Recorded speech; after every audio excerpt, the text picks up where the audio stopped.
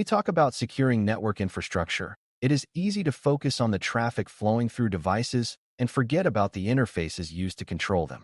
In this episode, we turn our attention to the management plane of network devices, which includes the administrative interfaces, protocols, and services used to configure and monitor routers, switches, firewalls, and other infrastructure components.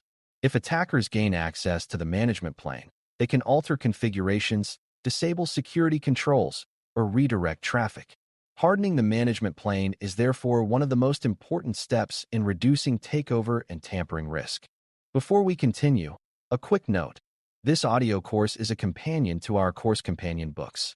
The first book is about the exam and provides detailed information on how to pass it best.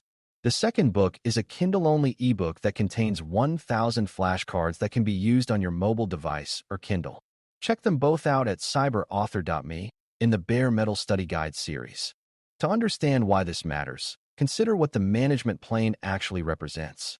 It is the pathway through which administrators log in, change routing tables, update access control rules, and apply firmware updates. These actions shape how the entire network behaves. If an unauthorized person can access these controls, they can create new accounts, open hidden communication paths, or erase logs that might reveal their presence. The management plane is effectively the steering wheel of the network, and protecting it means protecting the direction and integrity of all traffic. One foundational hardening step is restricting access to management interfaces. Administrative access should never be broadly available across the entire network. Instead, management traffic should originate only from designated systems or dedicated administrative networks. This reduces exposure and prevents regular user devices from becoming launching points for infrastructure compromise. Limiting the number of paths that can reach the management plane shrinks the attack surface significantly. Strong authentication controls are equally critical. Default credentials, shared accounts, or weak passwords present immediate risk. Enforcing unique accounts for administrators creates accountability and improves traceability. Multi-factor authentication adds an additional barrier by requiring more than a password alone. When attackers cannot easily authenticate, takeover attempts become far more difficult. Encryption of management traffic protects credentials and configuration data in transit. If management sessions are transmitted in clear text, attackers monitoring network traffic may capture sensitive information. Secure protocols ensure that administrative sessions cannot be easily intercepted or manipulated. Encrypting management communication maintains confidentiality and integrity, especially across shared or remote networks. Privilege separation strengthens management security by limiting what each administrator can do. Not every administrator requires full control over all device functions. Role-based access assigns permissions aligned with responsibilities. When privileges are constrained, accidental misconfiguration and malicious misuse are both reduced. Least privilege within the management plane prevents unnecessary concentration of power. Monitoring and logging of administrative activity create visibility into management actions. Every login attempt, configuration change, and firmware update should generate records that can be reviewed. These logs enable detection of unauthorized modifications or suspicious behavior. If attackers attempt to alter settings or disable defenses, monitoring systems can generate alerts. Visibility deters misuse and supports accountability.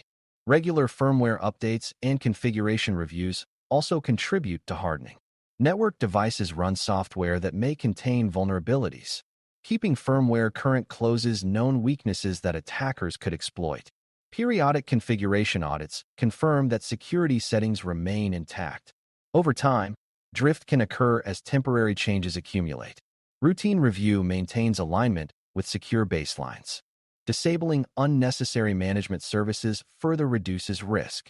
If certain protocols or remote access methods are not required, they should not remain enabled. Unused services provide potential entry points. Minimizing active services limits opportunities for exploitation. Hardening emphasizes intentional configuration rather than default permissiveness. Segregating management networks from production traffic enhances containment.